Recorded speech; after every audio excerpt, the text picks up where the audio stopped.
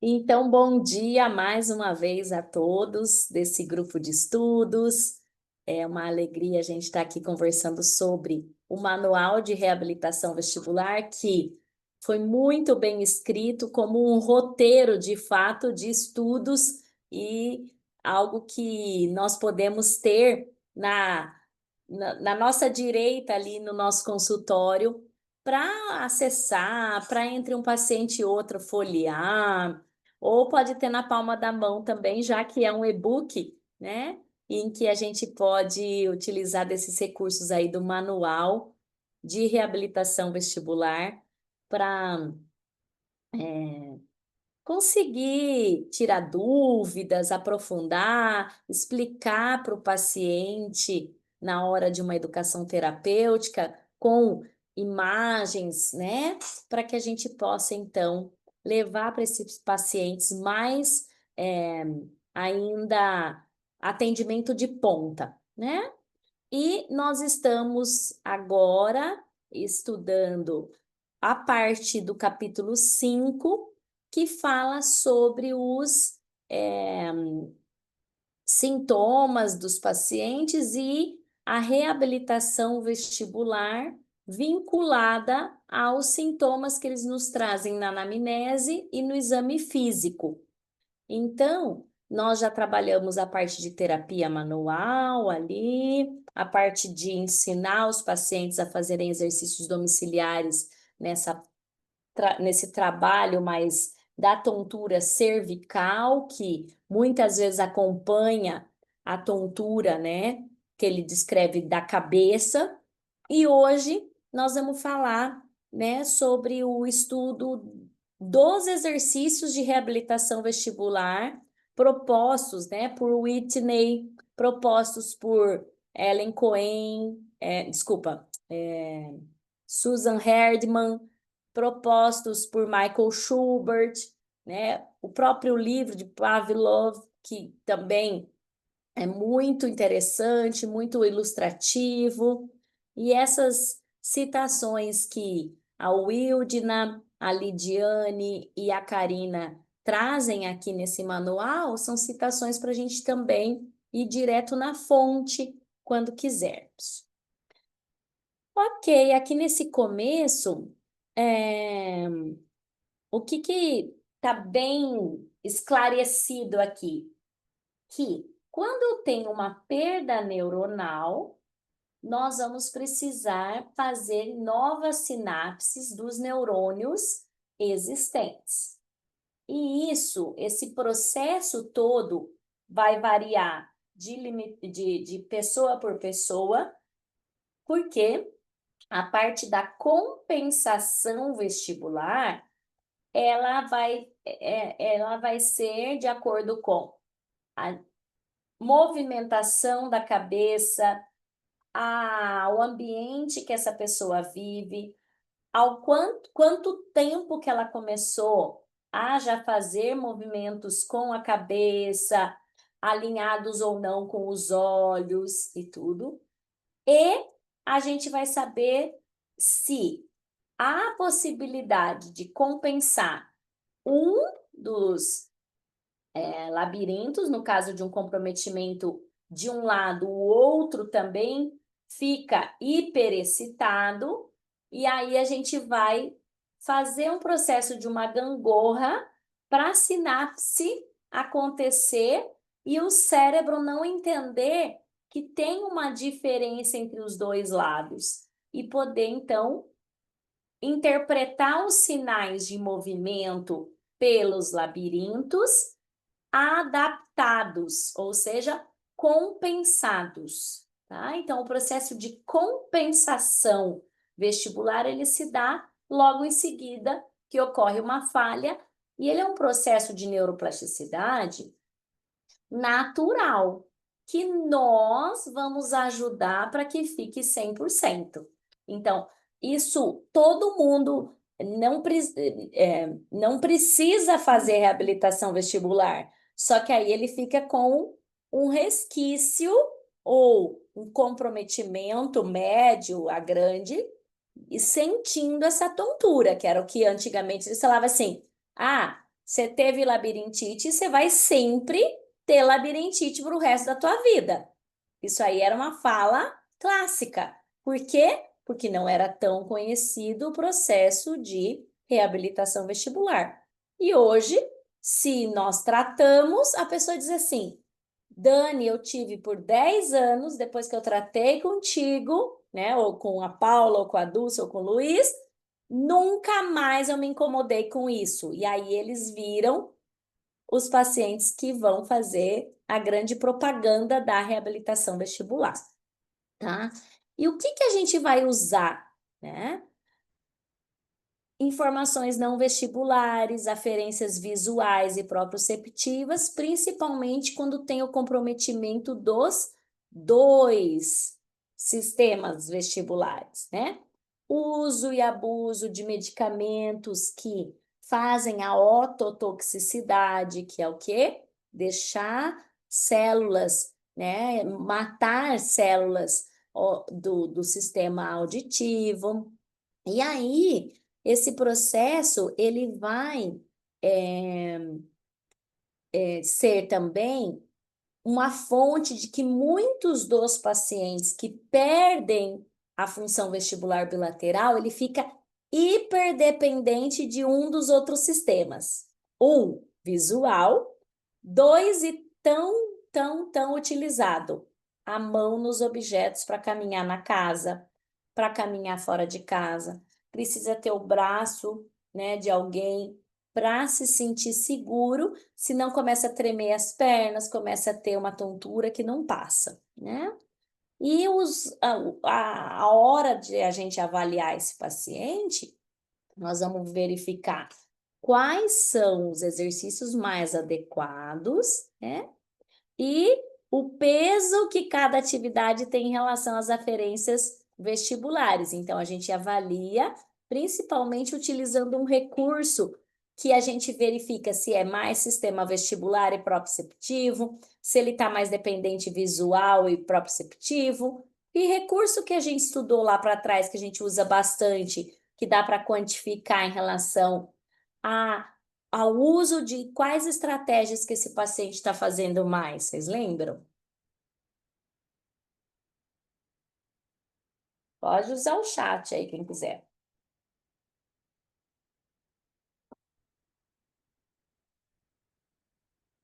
Tchan, tchan, tchan, tchan.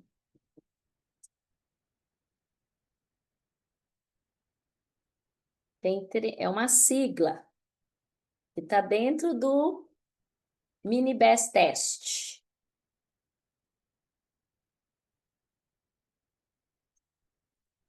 Eu vou escrever aqui para depois quem estiver assistindo o vídeo ter mais esse tempinho para pensar.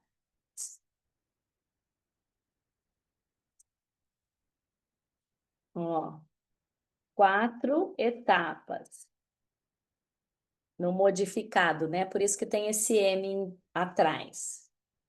Eu vou verificar 30 segundos, olhos abertos, superfície estável.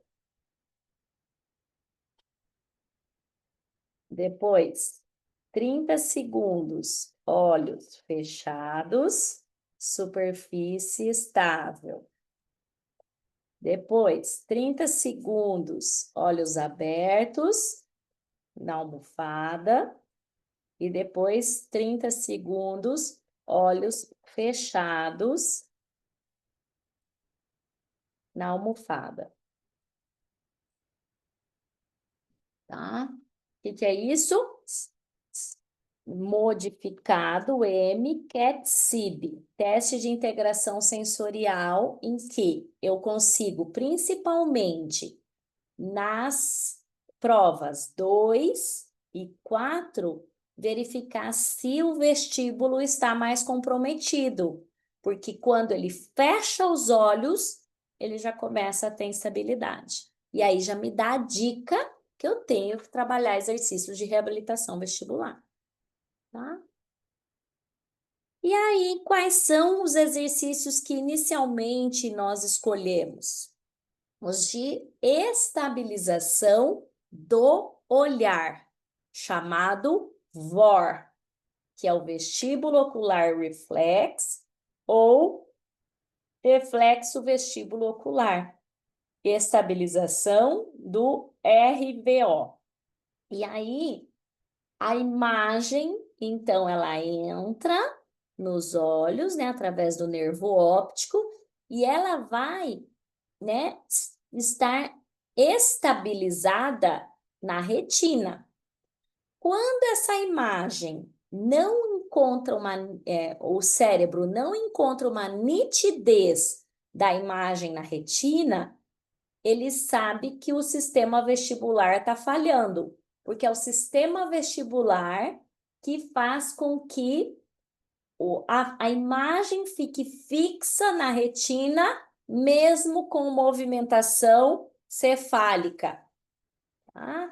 Então, mexeu a cabeça, e mesmo assim eu quero continuar lendo aqui. 48% cereais integrais, fonte de fibras, e caminhando, correndo, eu consigo estabilizar a imagem na minha retina. Quem é que faz isso? O RVO, tá? Então aqui ela vai dizer, ó, por envolver progressivamente a coordenação olho, cabeça, pescoço, esses exercícios são apontados como um mecanismo de reparametrização dos reflexos vestíbulo-oculares, vestíbulo-cólico e cérvico-cólico, tá? Que são aqueles mesmos reflexos adicionais que, quando eu melhoro a estabilização do olhar, eles não têm mais razão de ficar mandando esse pescoço endurecer tanto, porque agora os vestíbulos, né, o RVO, está voltando a funcionar melhor. Aí a imagem fica mais presa na retina, né, sem deslizar tanto, e não precisa ter mais tanta rigidez cervical. Por isso que os seus pacientes vão melhorando da rigidez cervical ao fazer exercícios de estabilização do olhar todos os dias em casa, cerca de 10 minutos, divididos em 3, 4 vezes por dia. Tá? Então, qual é o primeiro e principal que todo mundo já conhece, pelo menos os que estão aqui? Fixou o olhar e faz movimento de cabeça, de não e de sim. Como que eu, Dani, prescrevo para o paciente? Eu tenho post-its como esse daqui, aí eu gosto de pegar 2, 3, colo no receituário do paciente, faço um azinho aqui e dou para ele fixar lá na casa dele, na altura dos olhos. Ele vai ficar posicionado de frente, né? Então, vou pôr aqui, ó, de frente, né? Faço o azinho ali, deixa eu pegar aqui uma caneta.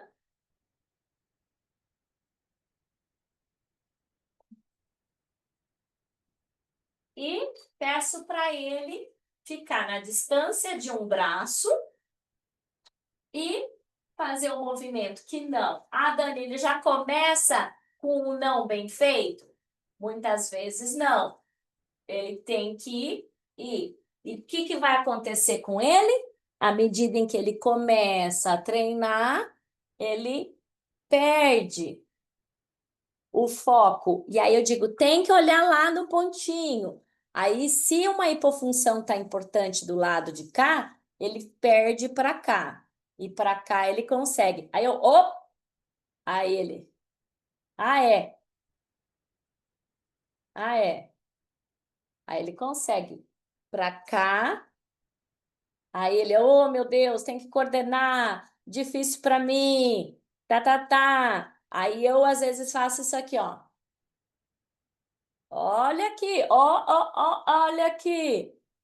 Olha, olha. Ai, errei. E assim nós vamos. Treinando, treinando, treinando, para que esse paciente consiga né, fixar o olhar no alvo. Tá?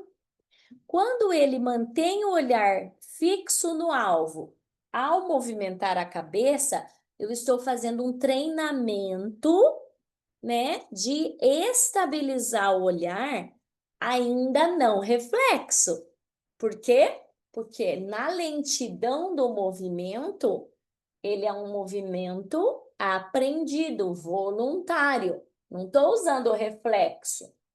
Quando eu vou usar reflexo? Quando eu acelero e até mesmo levo o pensamento dele para outra coisa. Então, quando que ele está otimizando os reflexos dele, treinando? Quando eu estou perguntando 100 menos 7, 93, menos 7, 80 eu esqueci, 84, não. Ai, meu Deus, olha que mico. 87, 88, 89, 90. Não, 86. Aí a gente vai trabalhando com esse paciente a, a otimização do reflexo enquanto ele pensa em outra coisa, mas isso vão ser depois a progressão desses exercícios. Daí aqui ela já vai dizer, ó, a progressão é o X2, RVO X2, quando eu pego um objeto, né? Então, eu também falo para ele às vezes, gruda na mão, né? Ou pega uma caneta e faz o movimento para o lado oposto do movimento do nariz. Posso colocar assim, às vezes, só para dizer que eu estou colocando alguma coisa. Posso pegar o polegar e fazer com o polegar? Posso. Posso pegar um cartão de visita? Posso, né? Um abaixador de língua, aquele palitinho, e escrever um, A, D, o que você quiser, só para melhorar a necessidade de fixar o olhar. Dani, tem vários pacientes que eu não chego a dar o X2, porque ele tem muita dificuldade no X1. Então, eu vou fazendo progressivamente a a- atividades correlacionadas com o X1. Marchar no lugar, ir para frente e para trás, sentar e levantar, quicar sentado na bola. Vocês vão vendo que vai ter tudo isso aqui no capítulo, tá? E aí, então, já um outro paciente que o X1 tiver muito fácil, aí a gente passa, pode até começar já com o X2, porque pode ser que esse paciente ele tenha só que chegar lá mais um pouquinho, e aí eu já posso começar com o X2, tá? Eu imagino que esses dois aqui vocês utilizem bastante. Agora, o que que acontece? Nós podemos, além de estabilizar o olhar, ajudar a compensar, melhorando a função visual de sacadas, os movimentos sacádicos. E ainda nós vamos otimizar melhorando o córtex visual primário, né? E aqui ela vai dizer, ó, a pré-programação central dos movimentos oculares, para substituir a função vestibular que falta. Então, qual é o exercício que a gente pode estar fazendo isso? A Imaginary Target. Deixa eu ver se é isso mesmo. Não, o I-Head, tá? Então, em seguida vai ser o Imaginary Target. Então, o que que é o I-Head? Eu vou pegar dois itens e vou pedir para esse paciente segurar à frente esses dois. Aí, o que que eu vou pedir para ele, ó? Eu tô com o controle aqui, pedir para ele, ó, nariz para o controle, espia o lápis e vira de frente para o lápis. Nariz para o lápis, espia o controle e vira para o controle. Espia o lápis, espia o controle. Espia o lápis e vira, espia o controle e vira.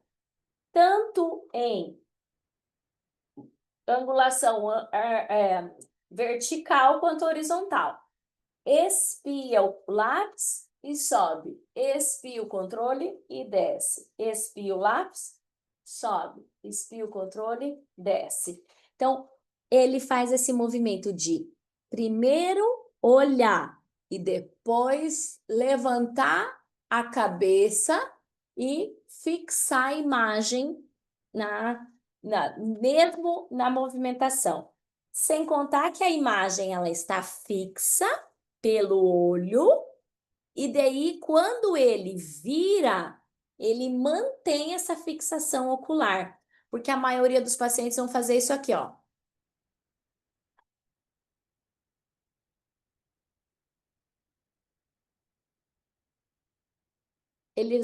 Muitas vezes ele não vai conseguir manter essa fixação bem na angulação no cantinho do olho e depois ir centralizar ela e pensar. Agora o olho vai ter que olhar para o outro, manter e ir. Então, primeira pessoa que tem que treinar bastante é você, para você saber fazer bem e saber narrar para esse paciente, porque muitas vezes ele vai precisar da tua orientação, né, para que ele consiga fazer bem feito, tá? Então, aqui está muito bem descrito, né? Como é que ela vai fazer esse movimento aí na figura 5.17. A terceira variação é o imaginary target. O que é esse alvo imaginário? Então, você vai pedir para o paciente fechar os olhos e lembrar que a imagem, que o alvo está bem à frente. Então, eu vou virar o rosto 45 graus, de olho fechado. Quando eu abro o olho, eu não posso estar olhando para lá. Eu já tenho que estar olhando para cá. Se ele faz errado, o que que ele vai fazer? Ó? Depois de estável, ele vai estar olhando lá, aí ele corrige depois de aberto. Deixa eu tirar daqui para vocês verem bem meus olhos, ó.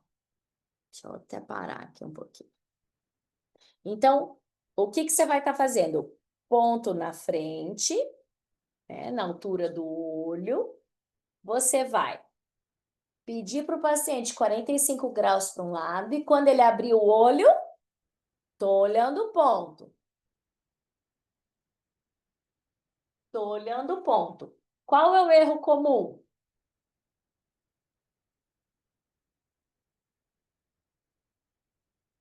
Abre e depois corrige, tá? E da mesma forma para cima e para baixo. Qual é o erro?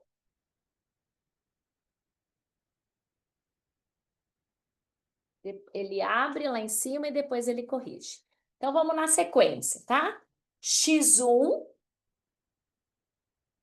em 2 ciclos por segundo é o ideal para estar treinando o reflexo mesmo.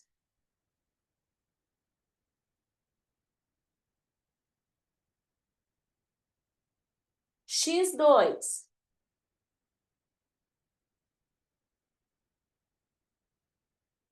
iHead.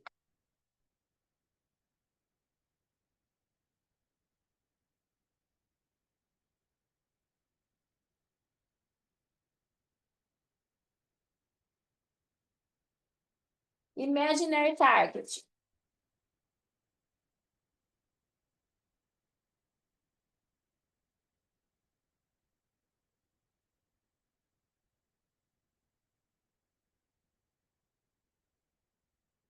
tá? Ok? A Dulce perguntou aqui sobre usar uma letra ou um ponto. Eu também uso que nem você, uma letra ou um ponto, porque na verdade é o alvo, mas aí você. Isso. Se eu deixo o alvo a minha unha, ela tem, até ela tem uma nitidez assim na borda da unha, mas ele é como se ele exigisse mais quando eu tenho uma letra. Não tá batendo aqui o reflexo, né? Então eu coloco aqui essa letrinha e, e aí o paciente tem toda a letrinha, é mais fácil de haver o borramento visual do que um objeto grande, né? Então é mais pelo borramento. Tanto é que pode ser, por exemplo, aqui, ó, né? Fixar só o F, né? Então eu fixo o F e vou. Então, um cardzinho, né, um cartão de visita que foi descrito, e você fixar uma letra. Eu gosto de falar do papelzinho de festa de aniversário, assim, que tem a lembrancinha de um ano de aniversário, então tá lá a letrinha. Só que às vezes, se eu coloco isso aqui numa parede branca da casa do meu paciente, quando ele passa pela parede, ele fala: Ah, eu tenho que fazer o exercício da Dani. Então, essa é uma estratégia também desses post-its, porque daí você cola na altura, né? Ele cola na altura. E não é recomendado colar em espelho, tá? Espelho não é recomendado colar no espelho, recomendado colar na parede. Ah, uso palito. Joia. Palito com a letra também. Uhum, perfeito. Então, dúvidas aí? Quiserem escrever, abrir mais alguma coisa? O palito, mas o abaixador de língua, né? O palito da cozinha. Sim, sim. Uhum. Palito de dente. Tá, eu tô brincando. Bom, então a gente vai ter essa terceira variação, que tem aqui as imagens, né? O alvo imaginário e tal. Então, todos eles têm sempre o objetivo de manter o foco, né? Manter o alvo em foco e vê-lo claramente enquanto se move a cabeça. E ele vai ter que desacelerar o movimento caso ele não consiga ver claramente. Porque tem gente que faz e não fica vendo a imagem tão rápido que ele faz, ele só fica com a cabeça voltada para o alvo, mas ele não está vendo claramente o alvo. E aí a gente não consegue, né, fazer tanta melhora da neuroplasticidade assim. Pode perguntar, Paula.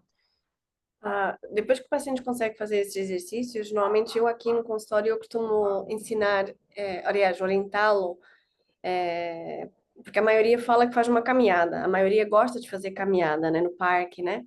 E como o piso já é estável, eles conhecem o parque, já é por eles conhecido o trajeto, eu recomendo para eles levarem um livro que eles já estão lendo e eles terem um trecho da caminhada que vão ler um livro para trabalhar essa informação espacial junto com a percepção do corpo. Então, tipo, orientem trechos da caminhada e eles lerem o livro que eles estão lendo. Isso, um folder, né?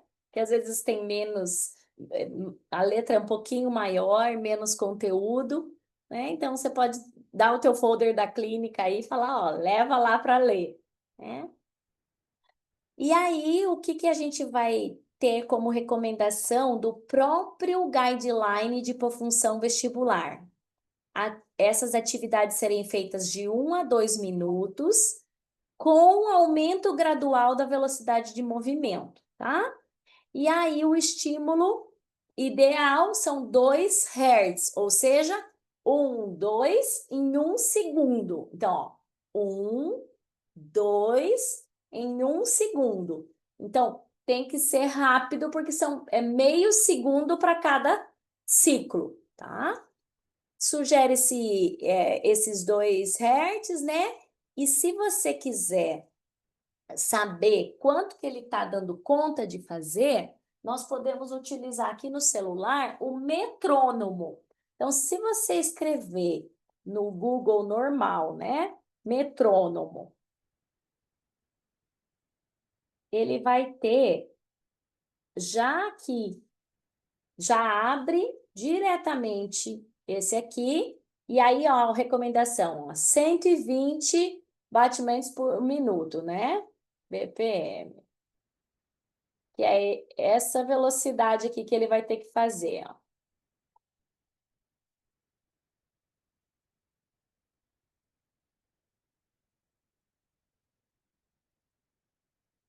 E depois, 2 ciclos é no 240. Olha como acelera. Aqui nem tem. Quase nem dá para acompanhar, né? Ó. E aí, qual é o erro comum? A pessoa fazer assim, ó. Deixa eu falar. É, ah, e você perde o alvo. Então, não dá para ser em toda a extensão, a ADM que você consiga fazer. Ele tem que ser aqui de 20, 30 graus, né? Até 45 graus, mas o que a gente quer é que mesmo mexendo rápido, o alvo continue. E teve alguns congressos que eu já fui com o Michael Schubert, que ele apresentou trabalhos de se a minha hipofunção é desse lado, eu fazer só desse lado também. Acaba não sendo tão funcional, porque o tempo que a gente vai ficar fazendo seria assim, para otimizar o tempo e só fazer a neuroplasticidade para o lado que você quer estimular mais. Só que não faz um processo inverso de fazer mal, fazer para os dois lados. Então, por convenção, eu e a maioria dos colegas que já atuamos há muitos anos nessa área, a gente mantém fazendo o movimento, né, numa batida, né, medial, levando o olhar, a cabeça, desculpa, fixando o olhar e levando a cabeça para ambos os lados. Mas se vocês virem em algum lugar alguém prescrevendo fazer só para um lado, não está errado, tá? Já está bem descrito, inclusive, na literatura.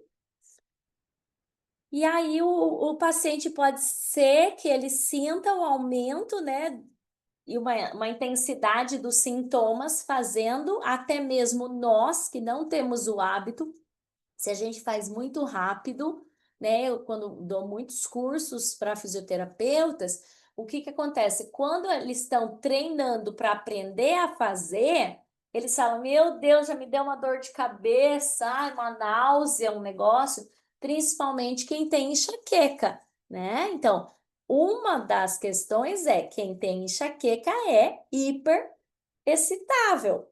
Então, se eu já der de cara esse exercício e a pessoa ficar treinando muito, ela vai já gatilhar para a enxaqueca, né? Nós temos que cuidar bastante disso. E a APTA, que é a nossa associação americana, né? A nossa não, mas a gente segue os padrões da APTA, recomenda esses exercícios 3 vezes ao dia por 12 minutos no total, para pacientes com hipofunção vestibular periférica aguda e subaguda, e em caso crônico de 20 minutos no total. O que que eu tenho feito? Geralmente, esses 20 minutos com outros exercícios de equilíbrio estático e dinâmico também, tá? E para pacientes com hipofunção bilateral, o tempo aumenta, tá? 20 a 40 minutos de 5 a 7 semanas, tá? 3 a 5 vezes ao dia. Eu tenho como padrão, assim, se eu fosse pensar, como eu acabo quase sempre desenhando, prescrever para o paciente 2 minutos, 4 vezes ao dia, tá? Então, às vezes, algum paciente faz 3 vezes ao dia, ele fala, ai, Dani, eu não consegui fazer as 4, mas eu fiz 3. E no começo eu indico que ele coloque alarme para tocar no celular dele 2 horas da tarde, principalmente uma pessoa, né, aposentada, assim, que consiga deixar o alarme tocar para lembrar de fazer, principalmente na primeira semana. Depois não precisa mais do alarme, tá? E aí nós temos outras progressões, né? Então, a distância do alvo aumentando, a distância progressivamente, né? Que daí mais longe fica menos nítido, e daí você vai forçando essa nitidez. Com um pano de fundo listrado, você pode imprimir, né, folhas 3D, folhas listradas, folhas xadrez, comprar tecido. Eu já fiz muito disso, comprava tecido, cortava um quadradinho e dava para o paciente num saquinho bonitinho com a tua logo, tudo. Pode fazer com, né, aquele óculos vermelho e azul. Pode fazer com contraste visual, já colocar esse post-it no meio da TV e deixar a TV lá ligada, rolando o jornal, o que for a novela, e fazer esse movimento com o movimento de confuso ali atrás. Pode colocar numa janela que seja de frente para a natureza, né? Ou para a movimentação de pátio, de carro. E aí, então, ver através do reflexo, por mais que você esteja vendo algo lá atrás, você está fixo com o olho. Aí, outra coisa que a gente vai gradualmente, eu vou gradualmente desenhando. Pés, né? Separados na distância dos quadris, depois pés unidos, depois semitandem até mesmo com os dois tipos de distância e tandem, tá? E aí esse paciente vai ter que estabilizar ainda mais a parte proprioceptiva. Primeiro na superfície firme, depois na superfície instável, né? Ou no bozu, ou na espuma, ou um pezinho é, na escadinha, assim, no degrau da frente, aí troca, porque aí a gente está jogando o peso mais na perna de trás, né? Caminhando para frente, para trás, caminhando de lado para o outro. Uso de ambiente simples, sem muito agito, para depois, como a caminhada, então, que ele tiver fazendo e seguir fazendo os exercícios de adaptação durante a caminhada, tá? Esses exercícios todos, eles são muito recomendados e ele precisa da tua percepção de que hora que é melhor você fazer a progressão dele. Uma das recomendações é o quê? Se você fizer a progressão antes do momento em que ele esteja preparado para, ele vai congelar a cabeça. Então, por exemplo, eu peço para ele ficar em semitandem e fazer, ele muitas vezes não vai conseguir fazer bem feito, porque ele está tendo que dar conta do equilíbrio e não está conseguindo estabilizar o equilíbrio para poder soltar o pescoço para fazer o VOR, por exemplo, X1, X2.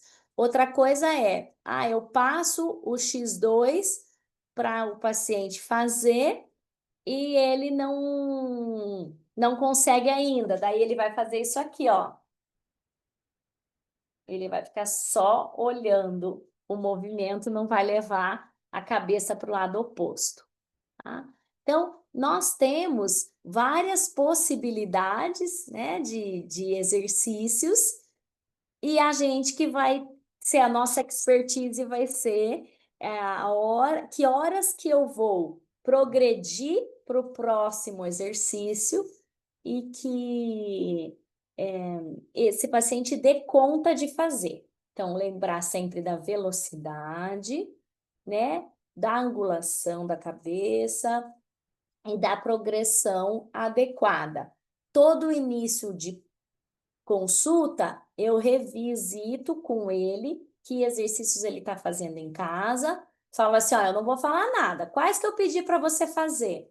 Aí ele me mostra como é que tá fazendo e aí eu vou para a progressão para nos próximos 14 dias, 20 dias ele fazer um novo ciclo de exercícios, geralmente aqueles que ele estava fazendo com uma progressão de dificuldade em seguida. Vocês trabalham mais ou menos assim? Querem complementar agora que, se puderem, com novas formas de como vocês também fazem? Eu não sei se vocês conseguem abrir câmera, abrir áudio.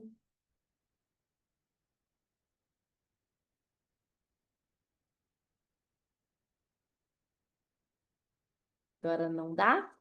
Tem muita gente trabalhando e escutando, né? Mas tudo bem. Então,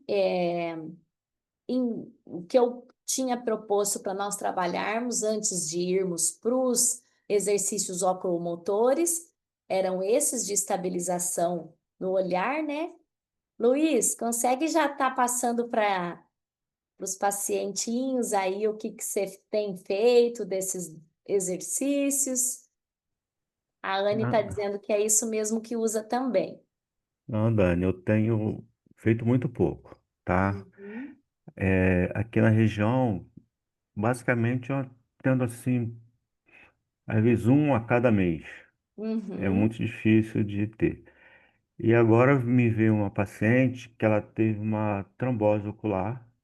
Ela não perdeu a visão total, ela viu borramentos.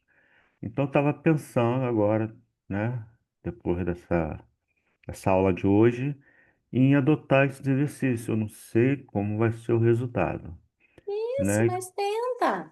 que eu Tenta sim. pensei? É como se tivesse um AVC nos olhos, né? Isso, sim, sim. Então, eu estou pretendendo adotar esse exercício para ver se ela recupera, né? Seria, na realidade, um A fortalecimento, coordenação, né, né? dos dois olhos para estabilizar melhor a imagem. Isso. Aí eu tô querendo fazer isso e ver qual vai ser a resposta, Tá. tá? Ainda não posso precisar, não. Vai melhorar, não vai. Mas eu tô vendo uma saída de melhorar, pelo menos, o campo visual. Ou seja, Isso. ela vê borrado metade do campo visual, Uhum, tá? Ela não vê a imagem inteira, mas uhum. consegue ver alguma coisa, Sim. tá? Então, de repente, através do exercício, ela consiga ter uma melhora maior. Uhum, é. Faz e depois conta para nós. É, ótimo. A Anne está dizendo que tem um pouco de dificuldade, às vezes, de progredir, né, para outros, porque o X1 já se torna bastante dificultoso ali, às vezes, para o paciente fazer. Mas vai colocando, né, essa progressão do semitandem, eu gosto bastante, né? Vai colocando, às vezes, o iHead, aquele que é o que espia e depois vira, né? E a Pamela está dizendo que grava um videozinho do paciente fazendo e quando ela vai mandar para eles, ela manda no modelo GIF, que ele faz e daí vira um quadradinho assim, um GIFzinho. E aí também facilita para ele ver depois como fazer. Isso é muito legal, muito joia. Eu nunca pensei em mandar em GIF, sempre eu mando o videozinho dele fazendo. Mas eu vou começar a mandar em GIF também, Pamela. Obrigada da dica. Ocupa menos espaço, é verdade. Às vezes o celular é menor. É, muito bem. Ah, você que pede para o paciente escrever. Eu escrevo para ele. Ótima ideia também, Dulce. No próprio receituário ali você fala, então eu tenho que, já é uma forma de aprendizagem, né? Ótimo, ótimas dicas. Sim, junto com você. Ótimo, Dulce, obrigada. Uhum. Aí a Pamela está reforçando ali que o GIF é de segundos, né? Então, Depende da velocidade que ele consegue fazer, vai aparecer para os dois lados, senão, e várias vezes, senão vai aparecer às vezes uma vez só para um lado e para o outro.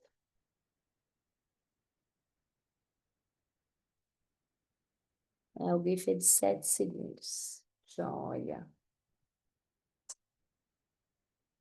Mais alguma situação, alguma consideração? Muito bem. Olha, foi um prazer estar aqui com vocês em mais esse encontro aqui. E acredito que a gente vá devagarzinho trazendo assuntos, tragam também para complementar, estudem no nosso próximo encontro os exercícios oculomotores, especialmente, né, quem tem aí os pacientes com insuficiência de convergência, vocês vão ver que tem exercício que a gente vai falar, com insuficiência de coordenação bilateral, né? Às vezes ele não consegue sustentar muito tempo, porque tem uma fadiga dos olhos e da musculatura retomedial, retolateral, né? Oblíquos. E aí a gente vai ser o nosso tema para o próximo encontro. Que bom que vocês estão gostando. Para mim também está sendo uma delícia estudar com vocês. Obrigada, Dulce. Que bom, Anne. E quando vocês quiserem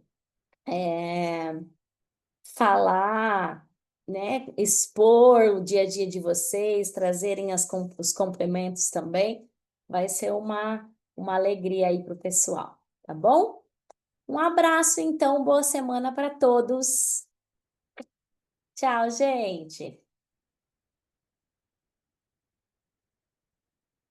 Ah, mas que bom que você está vindo e que está conseguindo a partir de agora, Pamela.